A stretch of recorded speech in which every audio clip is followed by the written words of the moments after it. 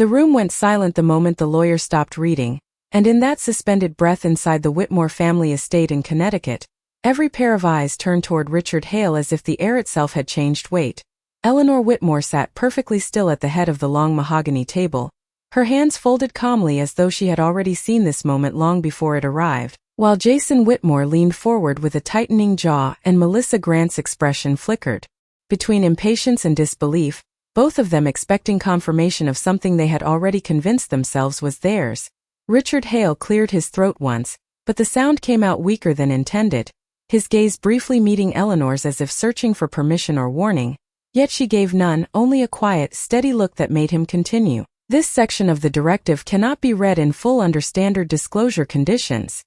he said carefully, and that single sentence caused a shift in the room, Brian Whitmore glancing up from his folded hands as though realizing for the first time that he had misunderstood why he had been invited at all. Jason let out a short, uneasy laugh, trying to break the tension, insisting that legal documents were meant to be clear, transparent, predictable, but Richard did not respond to him, instead turning a page that seemed heavier than the last, while Eleanor finally spoke in a voice so calm it almost felt detached, saying that clarity was never the same as control, and control was the only thing that mattered when people showed their true intentions. Melissa straightened immediately, sensing accusation without direct words, and leaned toward Jason whispering that something was off, something planned, something they had not been told, but Jason dismissed her concern with a quick motion of his hand, insisting that everything had already been decided long before this meeting even began. Richard's fingers tightened around the edge of the document as he continued, explaining that certain conditions attached to the estate had been triggered prior to the reading itself, based on recorded actions, decisions, and verified transactions that had quietly accumulated over time, and as he spoke those words the atmosphere in the room shifted from expectation to uncertainty. Eleanor's gaze moved briefly to each of her sons, not with anger, not with sadness, but with a kind of final accounting, as if she were reviewing numbers that no longer required adjustment, and Jason finally broke the silence, asking sharply what she had done, though the question carried more fear than accusation. Richard hesitated again, then admitted that portions of the estate were no longer in an active distributable state, a term that made Melissa's face drain of color as she repeated it under her breath like it could change if spoken differently. Eleanor then leaned back slightly in her chair and said softly that she had not taken anything from them. She had simply allowed them to reveal what they would do when they believed there were no consequences left to consider, and that realization landed in the room heavier than any legal phrase Richard had spoken. Brian lowered his eyes, understanding too late that silence had been his only mistake, while Jason's confidence began to fracture as he looked from the lawyer to his mother, searching for the version of events where he was still in control, but finding none. Richard closed the document halfway, not out of choice but out of procedural constraint he could no longer bypass, and that small act made the room feel smaller, as if the estate itself had tightened around them. Eleanor stood slowly, the movement unhurried, deliberate, and when she spoke again her words were not loud but carried unmistakably, saying that the rest of what needed to be understood would not come from reading, but from consequences already in motion, leaving Jason and Melissa staring at her in a silence that felt suddenly irreversible. The silence that followed her words did not last long, because Jason Whitmore was the first to break under it, pushing his chair back slightly as if distance from the table could restore clarity to a situation that was already slipping beyond his understanding, his voice rising as he demanded that Richard Hale explain exactly what legal mechanism could possibly restrict an estate that had been discussed for years as fully prepared and finalized, while Melissa Grant quickly followed with a sharper tone, insisting that nothing in their previous conversations had ever included language about irreversible conditions or pre-triggered restrictions. But Richard Hale did not respond immediately, instead carefully placing the document flat on the table as though it had become something fragile and no longer entirely under his control. Eleanor Whitmore remained standing at the head of the room, her expression unchanged, watching not with interest but with the patience of someone observing a process she had already completed internally long ago. And that stillness unsettled Jason more than any explanation could have, because it suggested that nothing they were saying was new to her. Brian Whitmore finally spoke in a quiet voice, asking whether there had been any misunderstanding in communication, any error in legal preparation, but Richard shook his head once, slowly, and explained that there had been no error, only structure. and that the structure had been designed to respond to specific patterns of financial and relational conduct that had been documented over time through authorized oversight channels, a phrase that made Melissa visibly tense as she asked what exactly had been documented and by whom. But Richard avoided eye contact as he replied that the record was not created in a single moment, and that it reflected behavior rather than isolated events. Jason let out a short breath of disbelief, insisting that family behavior was not a legal category, but Richard corrected him carefully, saying that when estates reach a certain level of complexity, patterns of trust, misuse, and influence can be defined within contractual frameworks, and as those words settled into the room, Eleanor finally moved for the first time since standing, walking slowly around the edge of the table as if giving them space to sit, with the implications without interruption. She spoke calmly, reminding them that wealth does not only transfer assets, it transfers responsibility, and responsibility can be acknowledged or ignored, but not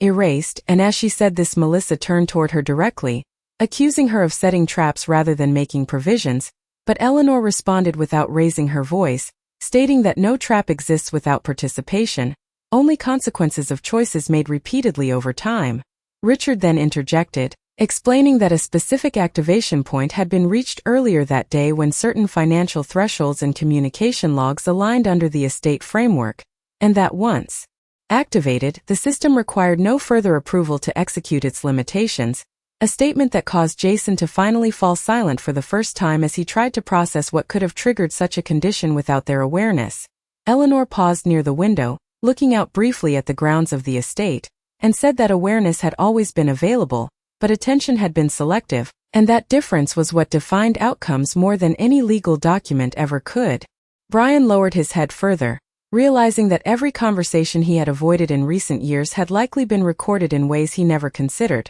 while Melissa attempted to regain control of the situation by asking what exactly would happen next. But Richard answered that certain accounts and holdings would remain inaccessible until review conditions were met, and that review was not a negotiation but an evaluation of compliance with the established framework. Jason stepped forward again, his frustration now mixed with uncertainty, asking whether Eleanor had personally authorized this level of restriction, and for the first time Eleanor turned her full attention to him, stating simply that authorization was not something she had to grant in the moment, because it had already been embedded in the structure before any of them decided to test its limits, and in that instant the room seemed to lose its sense of certainty entirely, replaced by the uncomfortable realization that nothing they believed they were controlling had ever truly been under their control in the first place. The tension in the room shifted again as Richard Hale carefully adjusted his posture, as though preparing to step deeper into territory he had previously tried to keep restrained, and his voice lowered slightly when he explained that the activation event he had referenced was not a single action but a convergence of multiple recorded conditions that had been accumulating over time within the estate governance framework. Jason Whitmore immediately demanded clarification, his frustration now carrying a sharper edge of disbelief, insisting that no such framework had ever been clearly presented to them in any family meeting or legal briefing, while Melissa Grant leaned forward with her hands tightly clasped, echoing the same concern and adding that if such conditions truly existed, they would have required explicit consent from all primary beneficiaries. Yet Richard responded calmly that consent had been granted at the structural level years earlier when the estate was first placed under expanded fiduciary design, a detail that caused both Jason and Melissa to exchange a quick, unsettled glance. Eleanor Whitmore remained near the window, her presence quiet but unyielding, as if the conversation unfolding behind her was something she had already reviewed in full and no longer needed to revisit, and Brian Whitmore, still seated, asked in a low voice whether this meant the current situation had been inevitable from the beginning, but Richard hesitated before answering that inevitability was not the correct legal term, only probability shaped by repeated behavioral patterns. At that moment, Eleanor finally turned back toward the table and began to speak again, her tone steady as she reminded them that every structure of trust is built not on declarations but on actions observed over time, and that what they were experiencing now was not a sudden shift but the visible result of many small decisions that had been recorded without interruption. Jason shook his head, refusing to accept that interpretation, insisting that disagreements within a family could not be interpreted as financial risk indicators, but Richard gently clarified that the system did not interpret emotions or intentions, Only verifiable actions such as asset movement requests, authorization attempts, communication records, and advisory interventions that had been logged through formal channels. And as those terms accumulated, Melissa's expression tightened further as she asked whether private conversations had been monitored, to which Richard responded carefully that nothing outside authorized fiduciary oversight had been recorded, but that authorized oversight had been more extensive than they had likely understood at the time. Eleanor then stepped closer to the table, placing one hand lightly on its surface, and said that understanding often arrives too late when people assume silence means absence,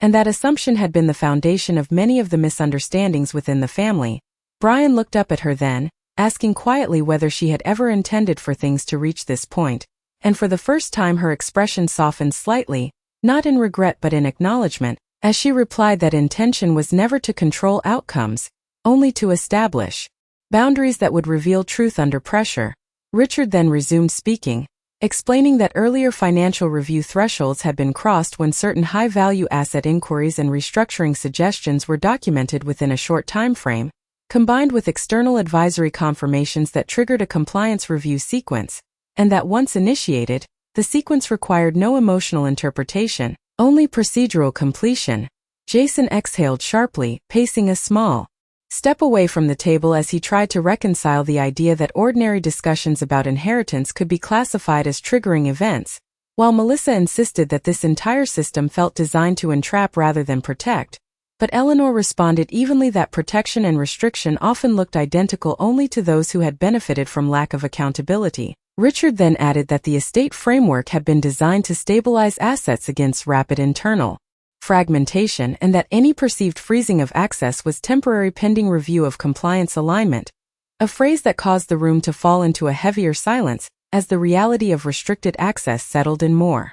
fully. Jason finally stopped pacing and looked directly at Eleanor again, asking in a quieter tone what she expected them to do now, and Eleanor answered without hesitation that they would do nothing immediately except observe the consequences of their prior assumptions, because understanding could not be delivered through explanation alone, only through the experience of limitation and reflection, leaving the entire room suspended in a silence that felt less like confusion and more like the beginning of irreversible realization. The silence that followed Eleanor Whitmore's words did not break immediately, but it began to shift as Richard Hale looked down at the document in front of him with a level of hesitation that had not been present before, as though he was now fully aware that every sentence he had yet to speak carried consequences beyond explanation, and he quietly reached for a secure digital tablet placed beside the physical file, confirming details that had just been triggered within the estate governance system. Jason Whitmore noticed the movement first and demanded to know what additional step was being taken,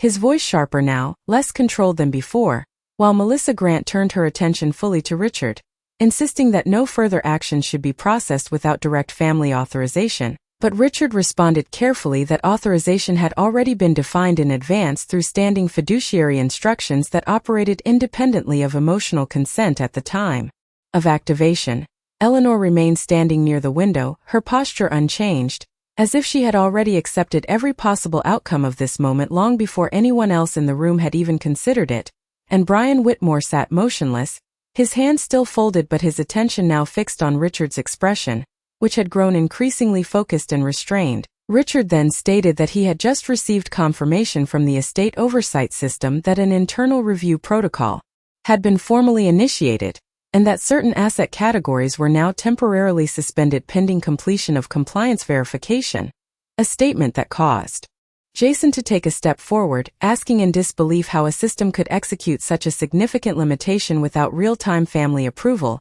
to which Richard replied that the system was not designed to seek approval at the moment of execution, only to verify pre-established conditions. Melissa's voice rose slightly as she insisted that this framework sounded less like protection and more like control, but Eleanor finally turned back toward the room and responded calmly that control had never been the objective, only accountability for decisions made when no one believed accountability would arrive. Richard continued, explaining that the trigger event had been validated through multiple independent audit layers, including financial review patterns and advisory communications that aligned within a specific threshold window earlier that day, and that once those conditions converged, the system had executed a standard protective lock without discretionary override. Jason ran a hand through his hair, now visibly struggling to maintain composure as he asked whether this meant all access to estate funds and property management authority had been removed, and Richard clarified that access had not been removed permanently, but restricted to a review state that required compliance verification before any restoration could occur. Brian finally spoke again, his voice quiet and uncertain, asking whether there was any path to immediate resolution, but Richard answered that the timeline for review could not be accelerated without completion of procedural checks that ensured integrity of prior actions. Melissa turned toward Eleanor with frustration building in her tone, accusing her of orchestrating a situation where the family was now locked out of what they believed they were entitled to, but Eleanor responded without raising her voice, stating that entitlement and stewardship were never the same thing, and confusion between the two often revealed itself only when access was limited. Richard then added that he had also received a secondary notification indicating that a full audit trace had been generated for all recent high-level discussions regarding asset restructuring, meaning that every suggestion, request, and advisory input would now be examined under formal compliance review standards. And as he spoke those words, Jason's expression tightened further as he realized that even conversations they believed to be informal had likely been captured within the system. The weight of that realization spread through the room as Melissa fell silent for the first time, looking between Richard and Eleanor as if searching for a point of reversal that no longer existed, while Brian lowered his gaze completely, accepting that the structure surrounding them was not reacting emotionally but operating exactly as designed. Eleanor then took a slow step away from the window and said that what they were experiencing was not punishment, but exposure of intent through consequence, and that systems built over time do not respond to sudden emotion, only accumulated behavior. Richard closed the digital tablet gently, signaling that there were no further updates he could provide at that moment, and the room settled into a deeper stillness than before, not because questions had been answered, but because every remaining question now carried the same uncomfortable realization that the outcome had already been set in motion long before anyone in the room understood they were part of it. The atmosphere inside the Whitmore estate had changed again, not in volume but in weight, as Richard Hale remained standing at the table with the same controlled posture, though his attention was now clearly divided between the physical room and the unfolding status updates on his secured device, while Jason Whitmore broke the silence first by asking whether there was any realistic way to reverse what had already been initiated, his tone no longer sharp but strained with a growing uncertainty that he was struggling to conceal. Richard took a measured breath before responding that reversal was not the correct framework for what had occurred, explaining that the estate protocol operated in stages, and that once a compliance lock had been triggered and validated, the next phase was not undoing but assessment, a process designed to verify whether the conditions that caused the restriction were temporary anomalies or consistent patterns requiring continued limitation. Melissa Grant immediately interjected, insisting that this sounded like a system designed to override family authority rather than support it, but Richard replied calmly that the system did not interpret authority, only structure, and that structure had been established long before any current disagreement had taken place. Eleanor Whitmore, still composed and observant, slowly returned to her seat at the head of the table, signaling not retreat but finality and presence, and when she spoke her voice carried a quiet certainty as she stated that families often misunderstand the difference between access and trust, believing they are interchangeable when in reality one is granted and the other is earned continuously. Brian Whitmore finally looked up again, asking in a subdued tone whether there had been any warning signs they were supposed to recognize before reaching this point, and Richard answered that multiple advisory notices and standard review thresholds had been issued through formal channels over the past months, all of which had been acknowledged within the system but not acted upon in a way that altered the underlying trajectory. Jason frowned deeply at this, insisting that routine notices were not the same as an irreversible restriction, but Richard clarified that the restriction itself was not based on a single notice, but on cumulative alignment of multiple indicators that reached a predefined compliance threshold. Melissa leaned back slightly, her frustration now mixed with disbelief, and she asked whether this meant every financial decision they had made recently was now under scrutiny, to which Richard confirmed that the audit scope included all high-value interactions within the defined review period, including asset allocation discussions, restructuring proposals, and advisory consultations that had been logged through authorized estate channels. The confirmation caused Jason to look away momentarily, as if trying to mentally retrace conversations he had previously dismissed as routine, While Eleanor observed this shift without interruption, her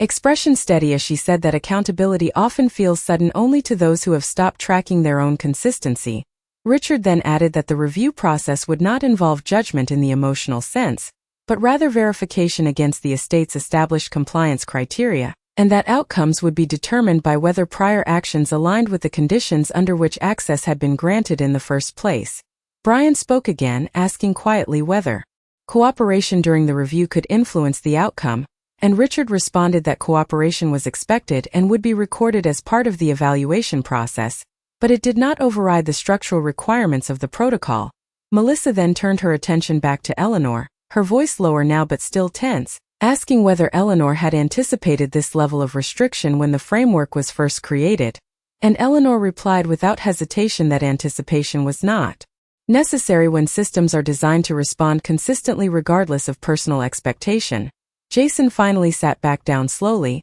his earlier confidence replaced with visible uncertainty as he asked Richard what exactly they were supposed to do while the review was ongoing, and Richard explained that normal access to estate functions would remain limited, but that informational transparency would continue through formal updates as the system progressed through its stages.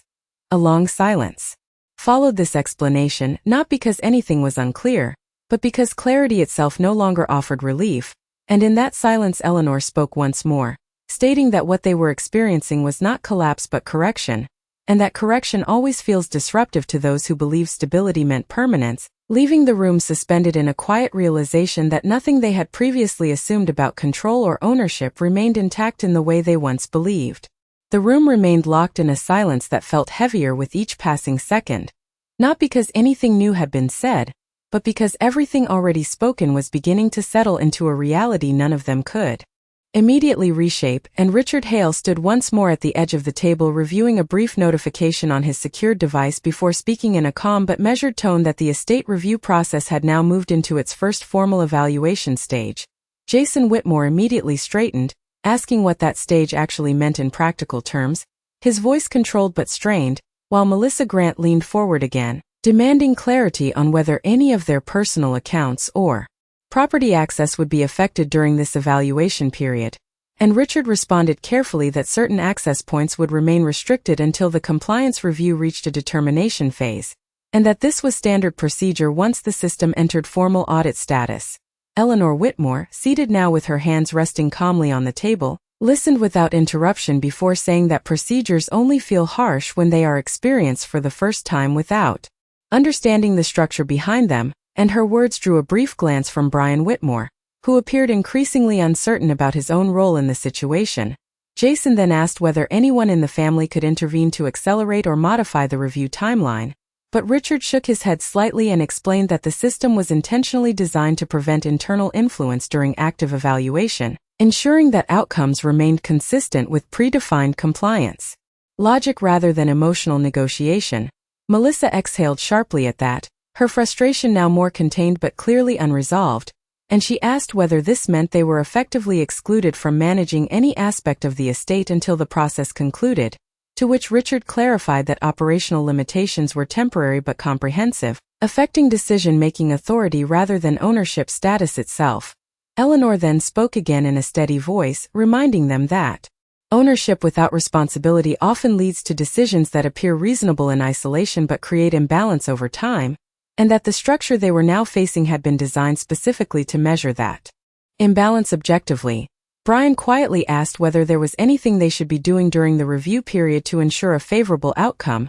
and Richard replied that the only required action was full cooperation with documentation requests and avoidance of any attempts to bypass the system, as such actions would be recorded as part of the evaluation dataset. Jason frowned at this, asking whether previous attempts at restructuring discussions or informal arrangements would also be included in the evaluation, and Richard confirmed that all relevant communications within the defined time window were already part of the audit scope, including advisory meetings and financial planning exchanges conducted through authorized channels. Melissa turned slightly toward Eleanor, her tone now more subdued as she asked whether Eleanor had anticipated that her children would end up under such strict procedural control, and Eleanor responded without hesitation that the system was never about control over people, but about ensuring that decisions affecting shared assets remained aligned with consistent standards regardless of personal interpretation. Richard then added that the next phase of the review would involve cross-verification of financial activity logs with advisory documentation,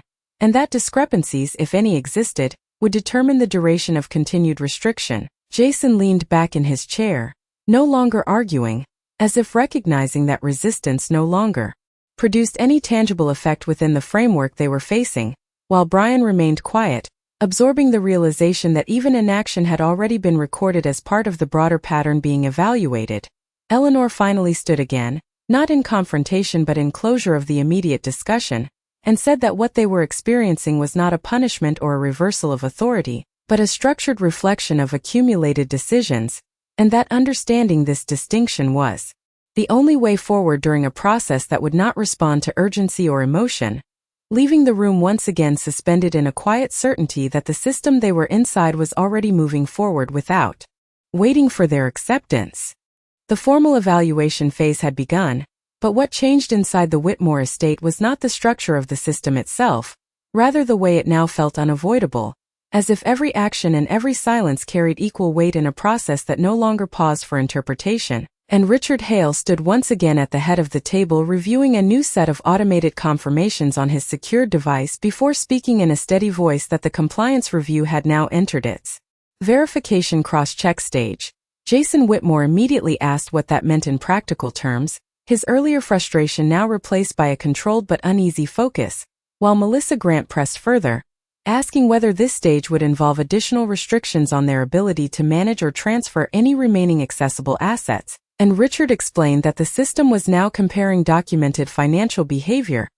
against the original estate governance criteria to confirm consistency across multiple independent records. Eleanor Whitmore remained seated, her posture calm and composed, listening without interruption before stating that verification was never about punishment or reward, but about alignment between intention and action over time. And her words caused Brian Whitmore to shift slightly in his seat as if recognizing that the conversation was no longer about isolated events but about patterns they had not fully acknowledged. Jason then leaned forward and asked whether any of the current restrictions could be challenged or appealed through legal channels, but Richard responded carefully that appeal mechanisms only applied after completion of the verification phase, and even then only if discrepancies were found in procedural execution rather than in the underlying compliance triggers themselves. Melissa exhaled slowly, her expression tightening as she asked whether this meant they were essentially locked out until the system completed its full review, and Richard confirmed that access limitations would remain in place until all verification modules had concluded their analysis. Eleanor then spoke again in a calm, measured tone, explaining that systems like this are not designed to respond to pressure or urgency because urgency often clouds judgment, and that the purpose of structured review was to ensure that decisions affecting shared legacy assets were not influenced by momentary emotion or incomplete understanding. Brian quietly asked whether there was anything they might have missed that contributed to the escalation, and Richard replied that the system did not rely on subjective interpretation, but on documented thresholds reached through cumulative activity, including financial discussions, advisory consultations, and recorded authorization attempts that together formed the basis of the current evaluation state.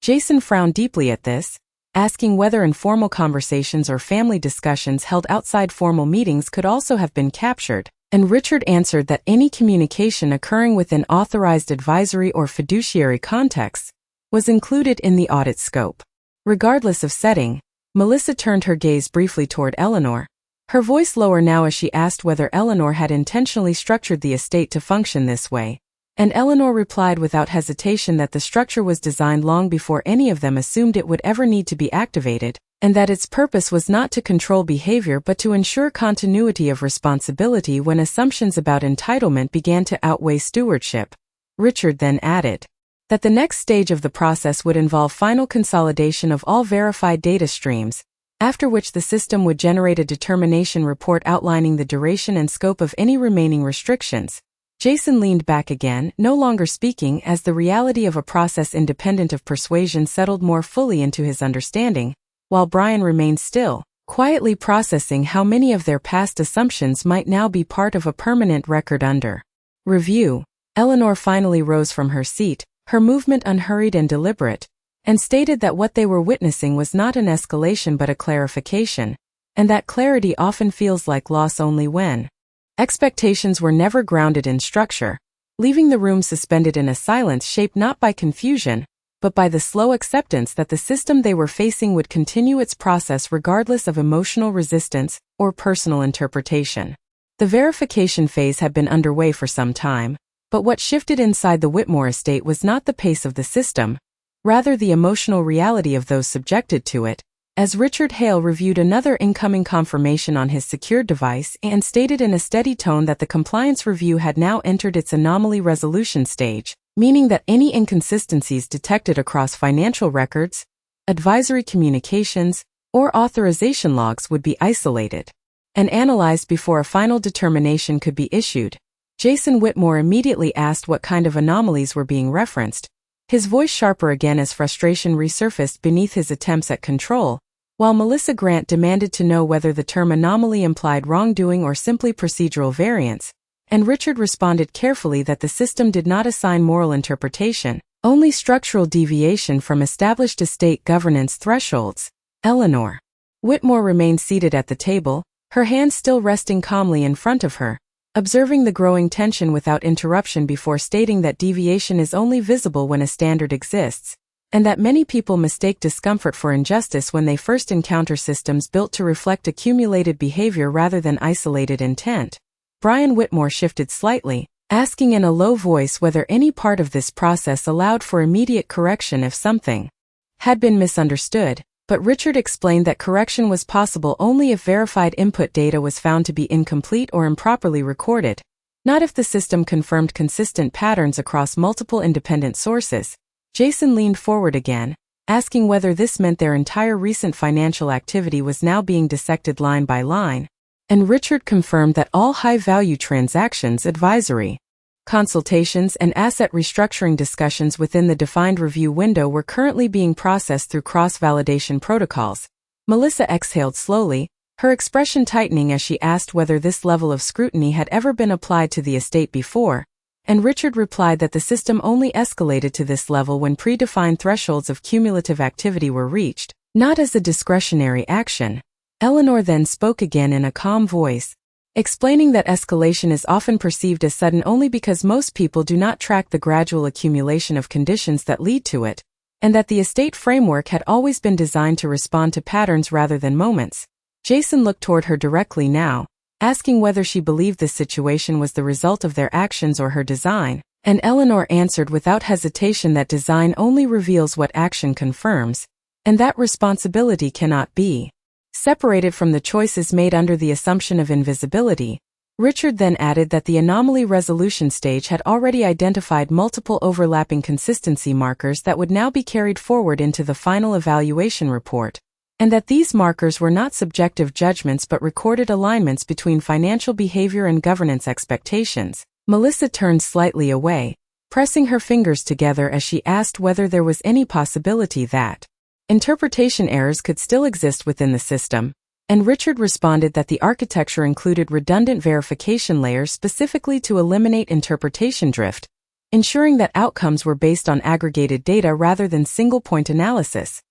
Brian finally spoke again, asking quietly what would happen if the final report confirmed continued restrictions, and Richard answered that in such a case, the limitations would remain active for an extended review period, until compliance alignment could be demonstrated through future verified actions.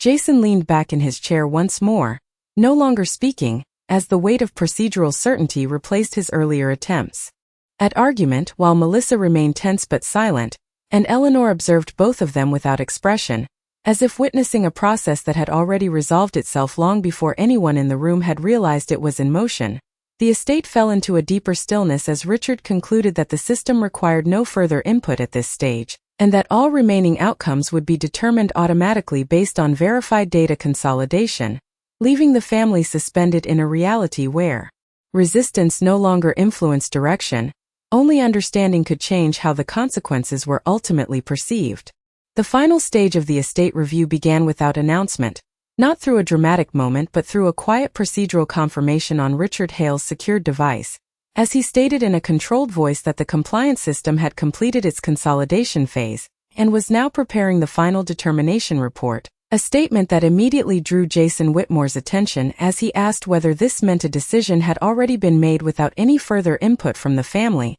while Melissa Grant leaned forward with visible tension and demanded clarity on whether there was any remaining opportunity to present additional context or clarification before the report was finalized. Richard responded carefully that the system did not operate on last-minute submissions once consolidation was complete, because all relevant data had already been locked into the evaluation framework, and any additional input would be recorded only for future reference rather than altering the current outcome. Eleanor Whitmore remained seated, calm and composed, her gaze steady as she listened to the final procedural explanation without interruption, before saying in a quiet voice that finality often feels abrupt only to those who expected negotiation at the end of a structured process, and her words caused a brief silence across the table as Brian Whitmore lowered his eyes, visibly processing the implication that nothing they said now could change what had already been formed. Through prior actions, Jason exhaled sharply, asking whether the report would be shared